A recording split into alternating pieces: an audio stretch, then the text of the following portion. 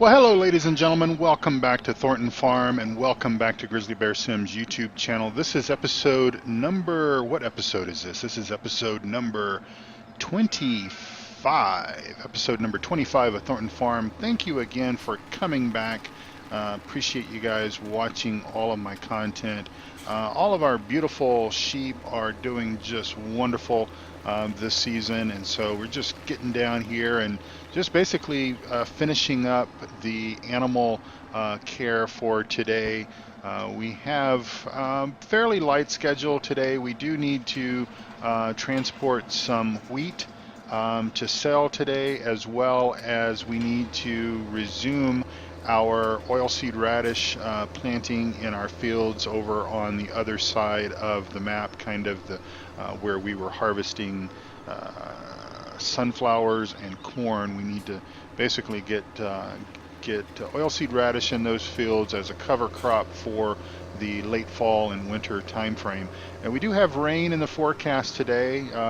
Fall is clicking on by here. We're in a brand new game day than what we were in on the previous game day. And so those are sort of the specifics on where we are and how we've more or less gotten to this point. So we're just going to basically pull the JCB under this cover here just to make sure that nothing happens with that little bit of hay that's left in the feeder there. And let's go ahead and just jog over really quick to the main farm. And we've already got our big John Deere connected up to the Penta DB50 tipper. We're going to do that really quick. Again, run 50,000 liters up to Dalton Stores. Now, Dalton Stores is just up by the sell point up there, and or by the store, the equipment store, that is. So it's not going to be a really long trip. There's a gold nugget up there on top of the barn if you're wondering where all the gold nuggets are. Let's pull out of here and then let's see if we can back up. So we have been, I tell you, we have been quite busy in recent days getting things such as not only getting our oilseed radish in the ground, but also getting our fields cultivated, getting our fields sprayed with liquid manure. This is the year where we have to more or less apply with the new regulations here in the county. And so we have basically started that this year. We're still sort of in 2017 if we're thinking about calendar years, and if we need to assign a specific number to the year, well, let's call it 2017. So the new regulations do start next year, but we've gone ahead and basically started applying those regulations to our operations now because, well, why not? It's one of those things where might as well do it now, get used to doing it, and that way we're going to be much better for it because we'll already have this in our routine. And of course the new regulations only allow us to spread a chemical-based fertilizer once instead of traditional maybe 3 times. So we are using just one chemical fertilization layer, and so anyway, and we'll do that at time of planting. So basically our first layer of fertilization with our fields as we're bringing crops off, obviously, is putting in the liquid slurry, the liquid manure, and then obviously planting the oilseed radish on top of that. And then of course when we cultivate that oilseed radish in, that's going to give us our next level of fertilization, and then we will apply seeds and put in our crops. And of course we're going to be practicing crop rotation, all that good stuff. Let's see, Dalton Stores is right here. They're just right, basically our neighbor here to the north. They are expecting us, and again, as I said, 50,000 liters of wheat is what they need for right now. We've got basically two customers that we essentially sell to here in the Cotswolds. This is our one customer, and then we have a customer down in the southeast of the map, and of course we've been down there a few times.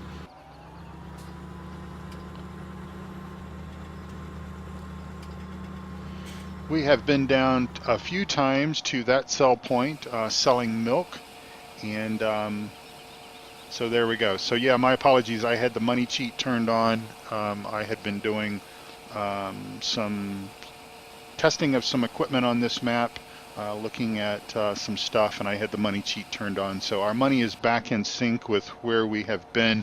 We have had quite a bit of a boost of money, only simply because I removed the milk cell mod, or the stop milk cell. I removed that just simply because, well, we've done that a couple of times. We've sold milk, so we're going to be selling milk at midnight. And we actually had a bit of a surplus of milk. And so I think that's kind of why we've jumped up there, was because when the clock rolled over to midnight on this particular game day, that's when we sold a whole bunch of milk. So that's why the money is looking the way that it's looking.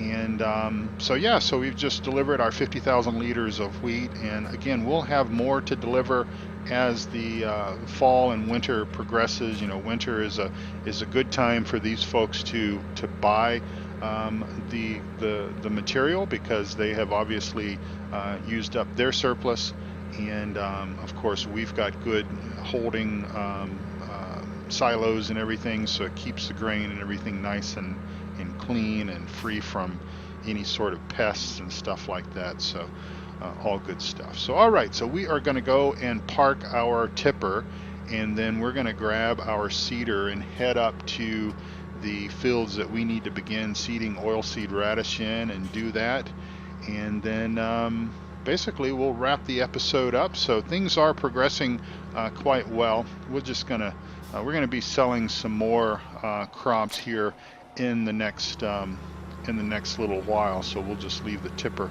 out there, and again we'll head over and grab our seeder and go out and put some oilseed radish in the ground. Hope everyone is having a wonderful day. I certainly am. Getting lots of stuff done. It's a weekend. I'm recording these episodes here on the weekend, and getting a lot of stuff done, getting some honeydew stuff done, which is always a good thing. Get those things checked off the list. You know, the wife can make a list quicker than just about anybody that I know of. And it's funny, because when I was a young man, a young boy I should say, I've been working since I was probably 13 years old, something like that, and maybe even I can go back even further than that. I would say I've been working since I was perhaps 11, or maybe even, I tell you what, let's go this other way. This cedar has a little bit of a challenge on the bridge, the overpass that goes over the train tracks over on the other side there, so we're going to go this way. Anyway, I have been working, of course not full time, but I have been working and earning money since I was probably 11 or 12 years old.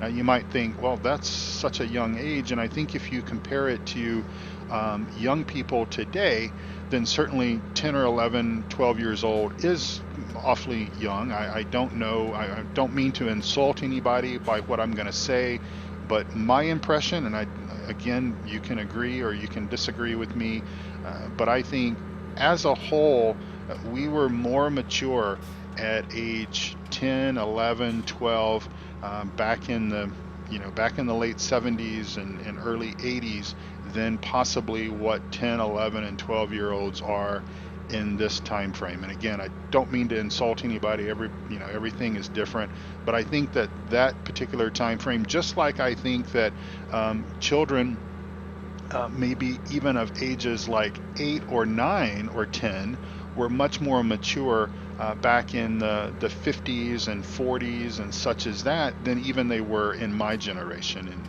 When I grew up born in the mid 60s and grew up in the late 70s, etc. Anyway, I started mowing yards and cleaning swimming pools when I was about 11 or 12 years old. Then, of course, it was my family yard, but then I started mowing my grandmother's yard, and next thing I knew, I was picking up other yards, neighbors' yards, and stuff like that. And so then I started working at a small convenience store, and so When I was working at this convenience store, one of my boss ladies, or whatever you wanted to kind of call her, she was sort of all about creating lists, and she would basically create these lists. And I need to just double check here and see which field we need to go to here, so bear with me. So we'll do field number 31, which is the field that we cultivated in the previous episode. So we'll go ahead and roll into here. This is, I believe, our scarecrow field, if I'm not mistaken. And boy, I tell you what, it looks like it's just about to start doing something. I don't know what it's going to do. But anyway, this boss lady would make lists, and she would make these lists for me to essentially do throughout the course of the time that I worked. And again, it was pretty much part-time. I would even say, half part-time. I don't even know if I worked 20 hours a week at this little convenience store. But in any event, what I did do, I would stock the cooler, and let me tell you, that was my favorite thing to do in the summertime, because what I would end up usually having to do was go over and either clean the car wash, which just basically, and that was a pretty cool thing to do in the summertime as well, but just basically use the high pressure jet to wash the. Growing up in East Texas, we had a lot of clay and stuff like that, and so the trucks would come in, pickup trucks and stuff would come in with a bunch of clay caked on them, and these people would take their trucks or the vehicles to the car wash to wash it all off, and of course it would be left there on the concrete, and so I would clean the car wash, or I would clean we had a little laundromat that was attached to the convenience store, and I would sweep and mop and clean out the lint on a commercial dryer. Have any of you guys ever done that, guys or gals? Cleaning the lint on a commercial dryer is probably one of the most dirtiest, nastiest jobs that I thought existed on the face of the planet when I was about 12, 13, 14 years old. And it basically consisted of having to take a key in the front panel on sort of the bottom underside of the dryer itself. The front panel had a key lock on it, and basically you unlocked it and you removed the door, and then you basically just took a broom and you just essentially swept out the lint. And we would have to do this about twice a week, and it was quite, the little town that I grew up in was quite small, and much like the little communities around here in the Cotswolds where this map sort of takes place, everybody knew each other, all that sort of thing. But we were only the one of two laundromats in this little small town, and back then I think laundromats were a little bit more popular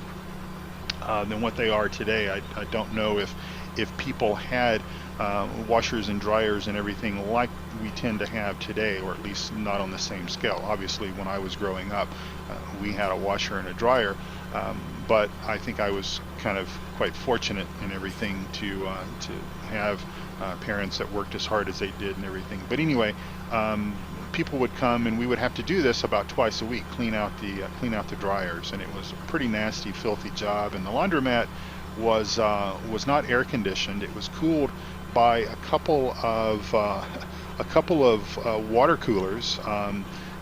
And if you know anything about Texas weather, especially in the summertime, you know that it is quite humid and it is quite hot, and it is raining. So cool.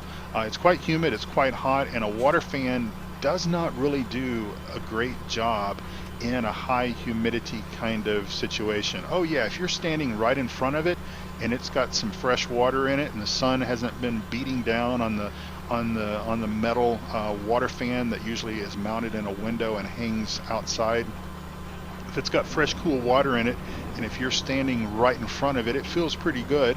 But it doesn't do a whole lot. But anyway, we had these water fans in there, and it would just get so hot in these the laundromat, and sweeping out the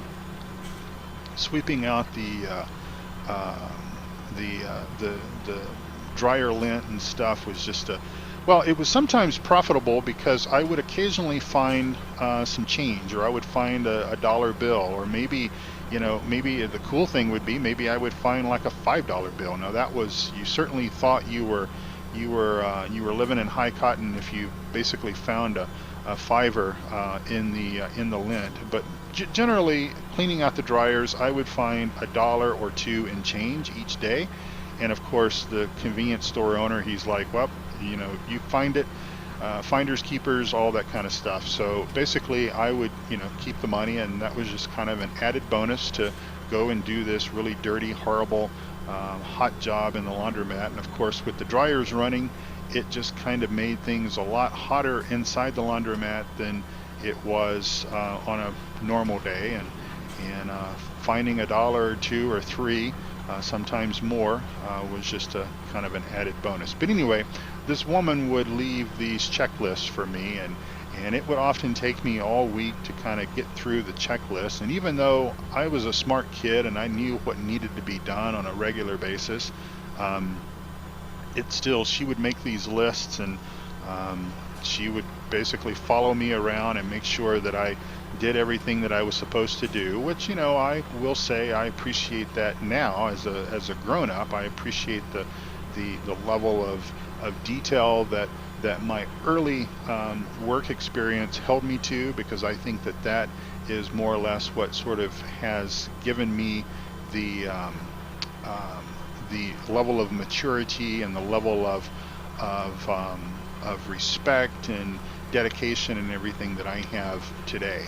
And I don't know if you have similar stories. Obviously you probably need to be within my age range to kind of have some of these similar stories, but I'm curious as to if you how long you have been working, and what some of those jobs were. Again, my early jobs were mowing, and then I started cleaning swimming pools, which that worked out quite well, in Texas, because we had a swimming pool as I got older. We had an above ground pool that my dad put in when I was a little bit older, but when I was younger guy, like 11 and 12, did not have a pool.